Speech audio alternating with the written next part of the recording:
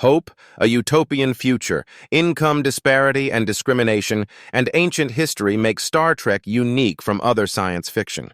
Star Trek was more than TV, a global phenomena. It set records, sold out theaters, and made stars. Despite its size, fans were never supposed to view certain things. Behind the futuristic sets and stunning costumes were slip-ups, secret details, and faults that escaped the cameras. From bridge jokes to crew trivia, the series has mysteries only the sharpest eyes can spot. Today, we reveal instances fans shouldn't have noticed. Join us as we examine Star Trek, the original series, and reveal stunning mysteries. The birth of Star Trek. Gene Roddenberry conceived Star Trek. This story follows the USS Enterprise and its crew as they cruise the galaxy. William Shatner's Captain James T. Kirk commands the ship. Leonard Nimoy plays First Officer and Science Officer Spock, and DeForest Kelley plays Chief Medical Officer Leonard Bones McCoy. Every episode begins with the iconic words, "Where no man has gone before." This show was originally called Star Trek. It was renamed Star Trek, the original series, to distinguish it from the countless spin-offs. Between 2266 and 2269, the Milky Way galaxy is the setting. That setting allowed the series to tackle huge ideas about the future and humanity's place in the universe. Norway Productions and Desilu Productions produced the show from 1966 until 1967. Paramount Television took over production until 1969. The U.S. version aired on NBC from September 8, 1966 to June 3, 1969. Interestingly, the initial transmission occurred outside the U.S. It premiered on CTV on September 6, 1966. The ratings in America were low. NBC canceled Star Trek after 3 seasons and 79 episodes. The show reached the UK in 1969, coincidentally with Apollo 11. The timing made its futuristic motif more thrilling for viewers. The real Star Trek success came later. International audiences found the sitcom through 1970's syndication. It became a cult classic and gained popularity. Star Trek was no longer a regular show by then, a popular culture movement. It spawned 11 TV shows, 13 movies, and innumerable books, games, and toys. This show is currently considered one of the most impactful in television history. However, getting there was difficult. Trouble getting on air. Star Trek was conceived in 1964. Gene Roddenberry submitted his screenplay to Desilu Productions, a leading independent TV company. Desilu's head of production, Herbert F. Solow, liked the idea and signed Roddenberry for a 3-year development pact. Desilu head Lucille Ball initially misunderstood the proposal. She helped advance the show. Star Trek may not have existed without her help. During development, the concept altered significantly. The 1964 pilot, The Cage, was substantially different from the eventual series. Solow later introduced star dates. At first, Desilu pitched CBS the project. CBS declined because Lost in Space was already under production.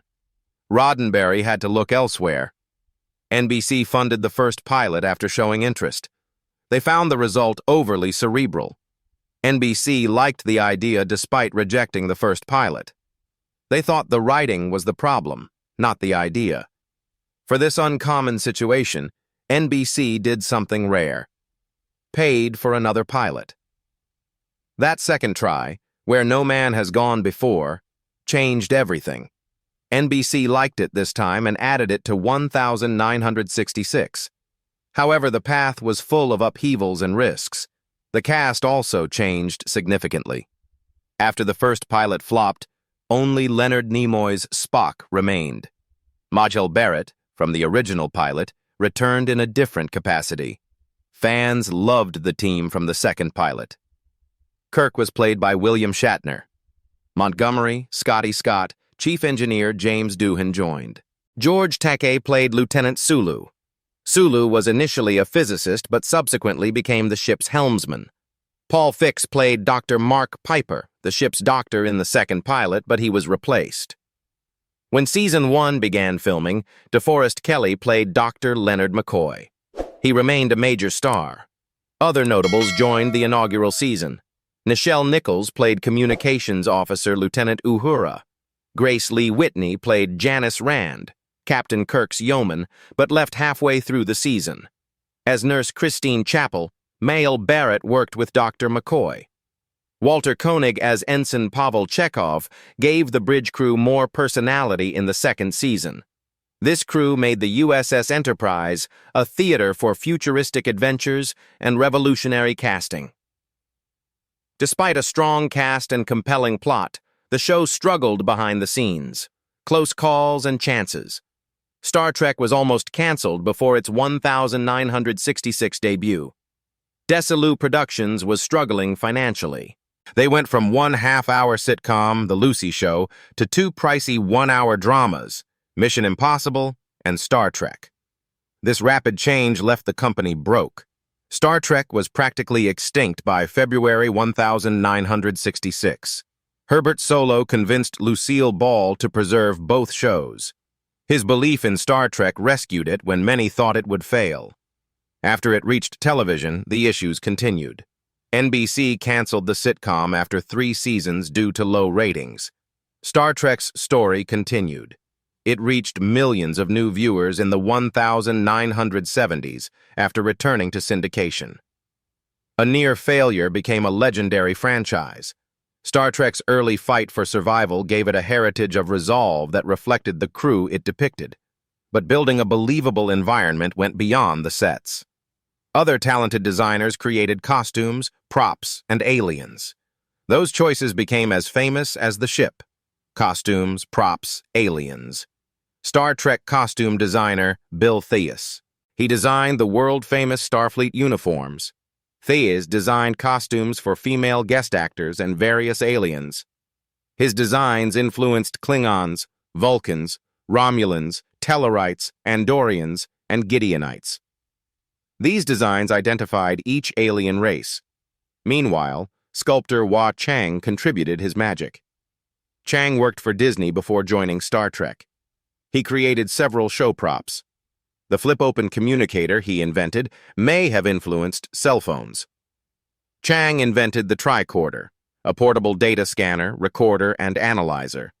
He also built sickbay hospital instruments and engineering gadgets. But he continued. He created iconic aliens like the Gorn and Horta as the story progressed. This style set Star Trek apart from other shows of the time. Jeffries, Thies, and Chang made the Enterprise more than a set. They created a vibrant world that affected more than television. Original series episodes transitioned from TV to home shelf. They were among the first North American VHS and Laserdisc releases.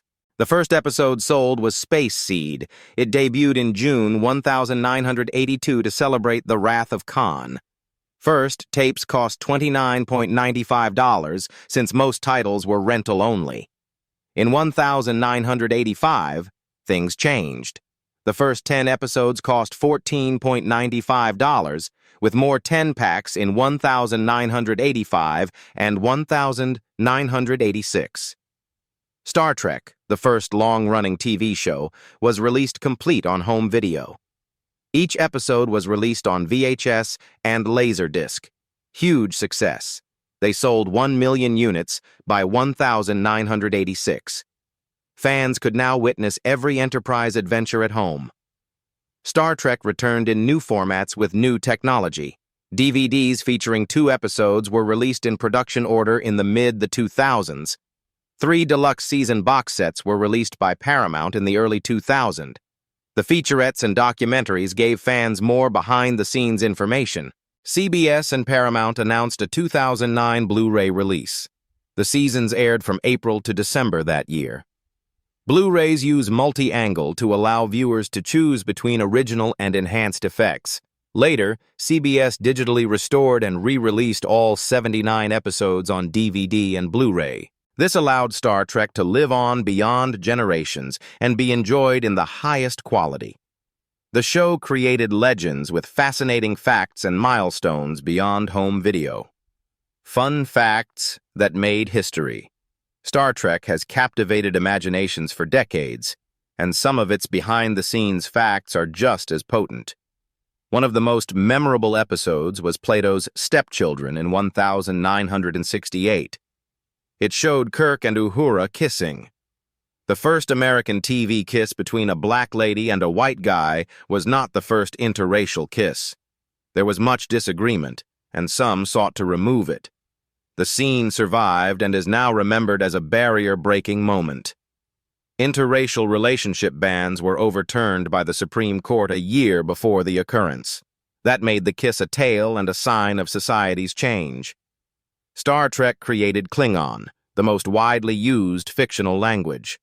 With collaboration from Scotty actor James Doohan and writer John Poville, linguist Mark Okrand created it for Star Trek the Motion Picture in 1979. After Okrand published the Klingon dictionary in 1985, fans studied the language. Many people use Duolingo to learn it today. Real scientists were motivated by Star Trek. The show's tractor beams inspired real research.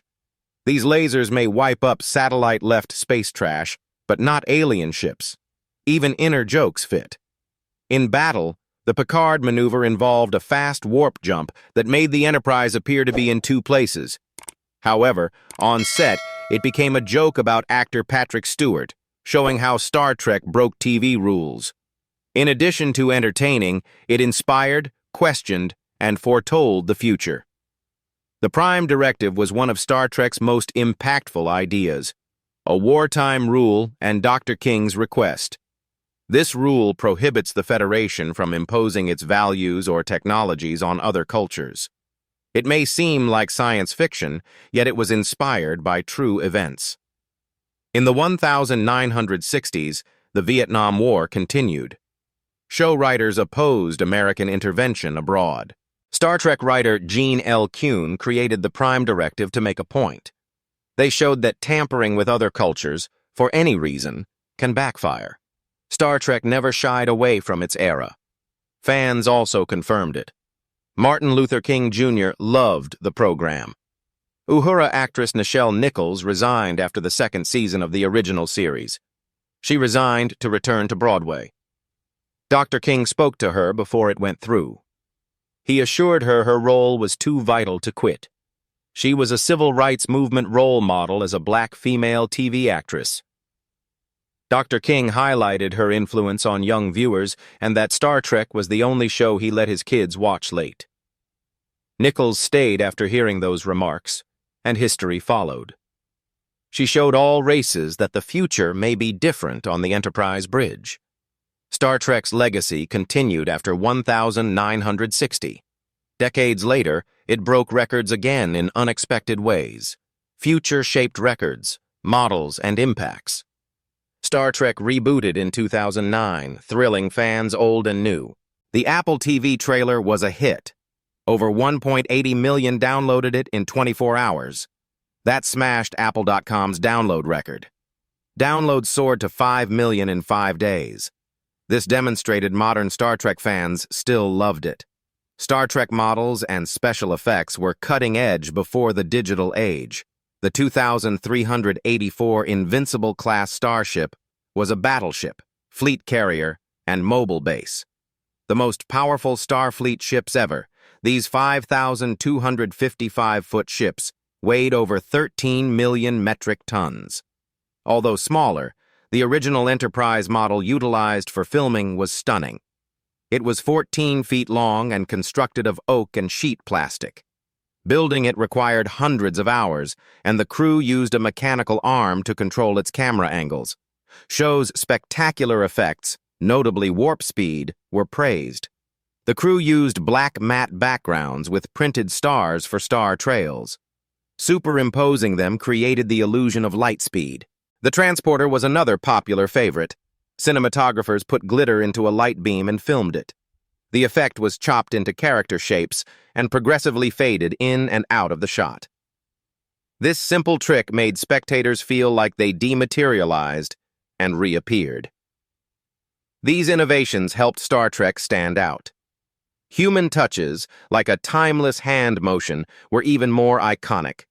Voices, symbols, and remarkable performances. Leonard Nimoy's childhood inspired Spock's Vulcan salute, a pop cultural staple. He witnessed Orthodox Jews conducting the Shekinah blessing in New York as a child. This hand stance with divided fingers persisted with him. Nimoy used it in Star Trek's Amok Time years later.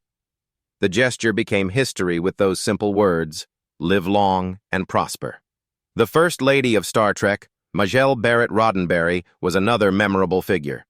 Her roles included Nurse Chapel in the original series and Lwaxana Troi in The Next Generation.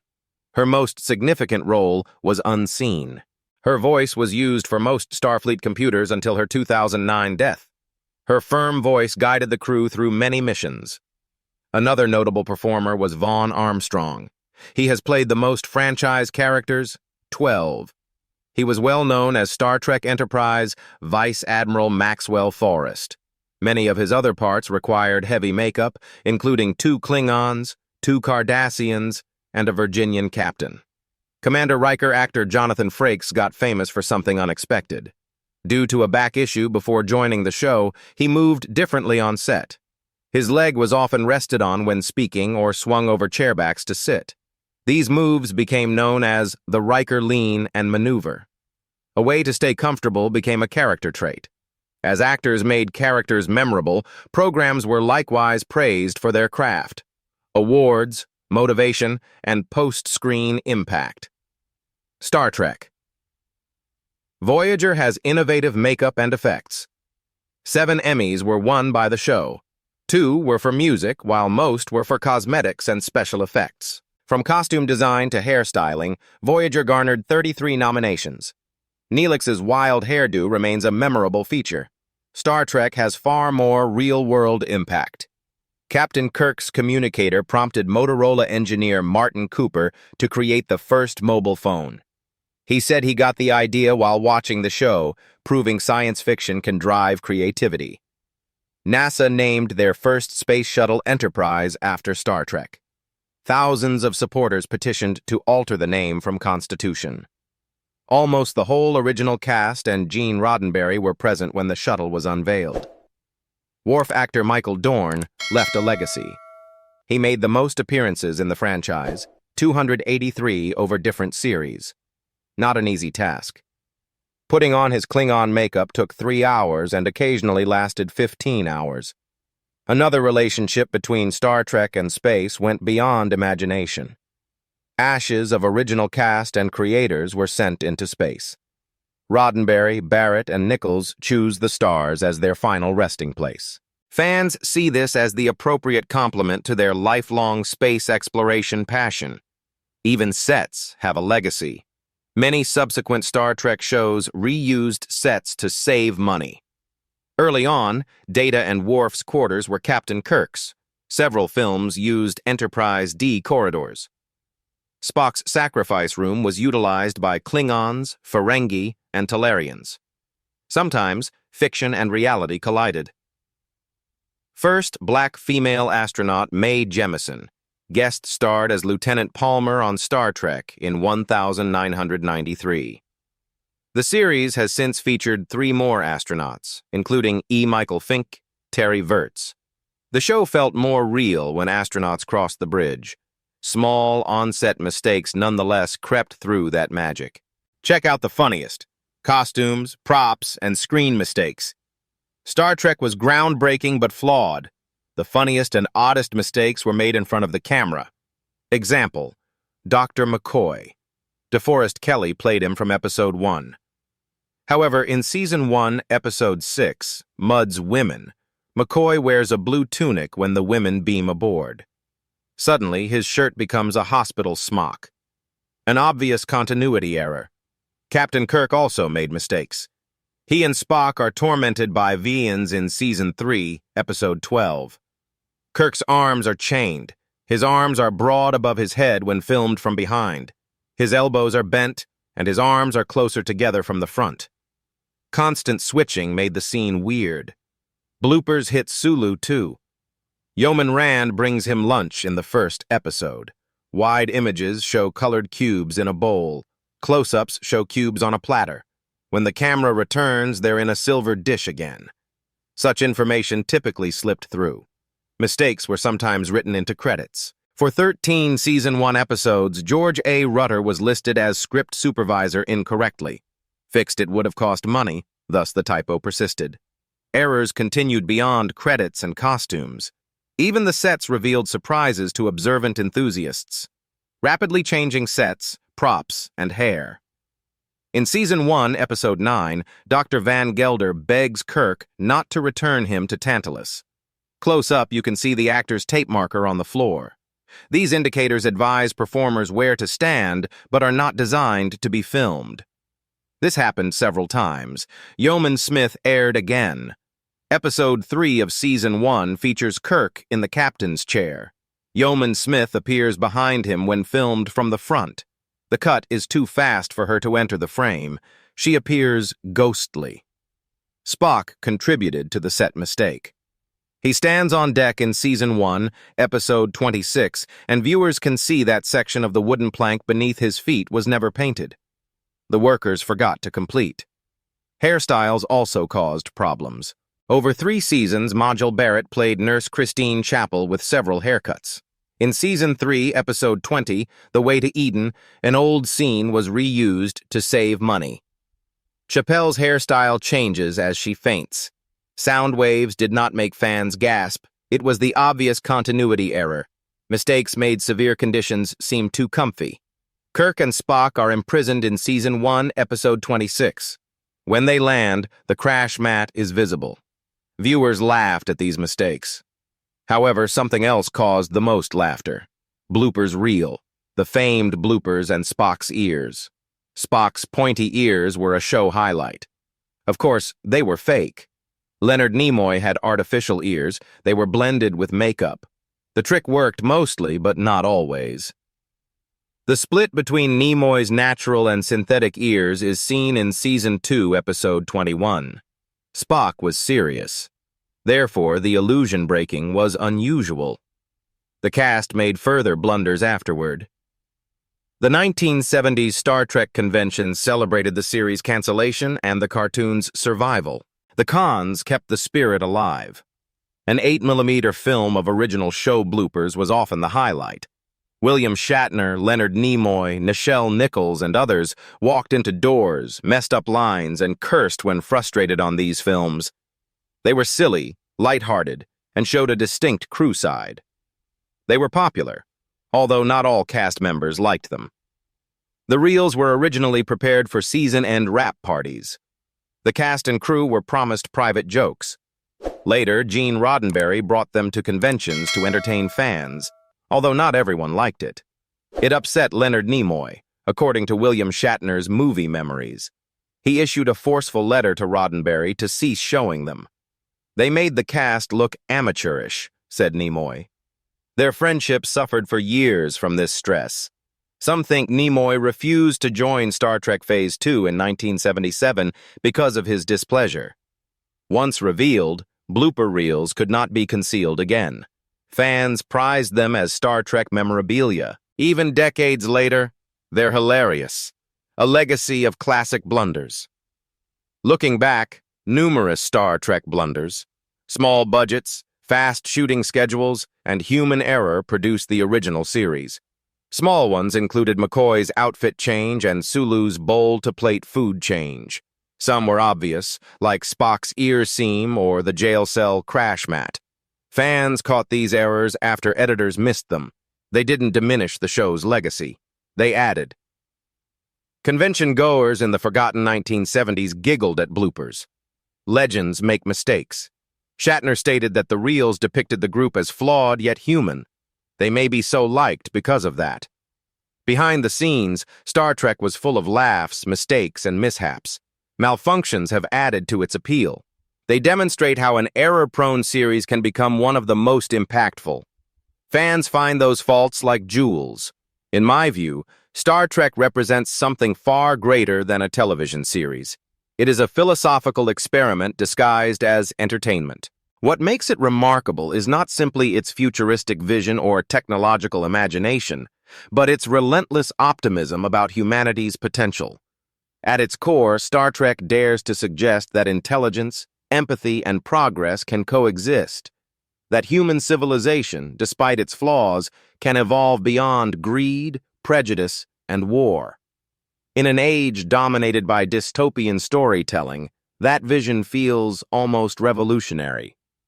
I find Star Trek's greatest strength in its moral architecture. It wasn't just a show about space exploration. It was a mirror held up to society. The Prime Directive, for instance, was not merely a fictional policy. It was a moral challenge to viewers, forcing them to consider the consequences of interference and cultural domination. In the 1960s, when colonial legacies and the Vietnam War defined global politics, this idea was radical. It turned entertainment into an ethical inquiry. That's why I believe Star Trek endures. It doesn't just predict the future, it argues for a better one. From a cultural standpoint, the show was a quiet revolution. It integrated diversity into its universe not as tokenism, but as a norm. To see a woman of color like Lieutenant Uhura operating as an equal bridge officer during the height of segregation was a powerful social statement. It turned representation into reality. Dr. Martin Luther King Jr.'s encouragement for Nichelle Nichols to stay on the show was not only a gesture of support, but an acknowledgement that Star Trek had become a vessel for social change. That is the kind of art that transcends screens. It shifts consciousness. However, I also see in Star Trek's journey a lesson about resilience and imperfection. The series' many production errors, continuity slips, and technical flaws are not signs of failure. They're evidence of human creativity pushing against its limits. The fact that a show made on modest budgets in the 1960s could inspire real-world technologies, from flip phones to space shuttles, is extraordinary. To me, those bloopers and behind-the-scenes struggles reveal something profound. Perfection was never the point. Progress was. The show's humanity, its mistakes, laughter, and improvisations made its utopia believable. Still, I believe Star Trek's optimism carries a warning.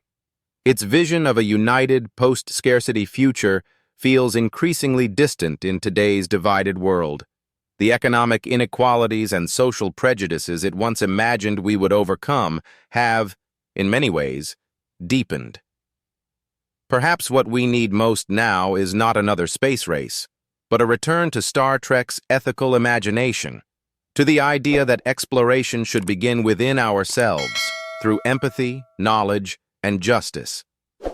If I were to suggest a path forward inspired by Star Trek, it would be to revive its moral mission in our own societies. Invest not only in technology, but in education that nurtures curiosity, ethics, and cultural understanding. Science without empathy is hollow. Progress without equality is regression. The Federation's dream, a galaxy united by shared respect and collective purpose, should not remain fiction. It should be our blueprint. In essence, Star Trek was never just about stars. It was about people, flawed, hopeful, and endlessly striving towards something better. Its legacy endures not because it was perfect, but because it believed humanity could be. That belief, I think, is its greatest act of rebellion and its greatest gift.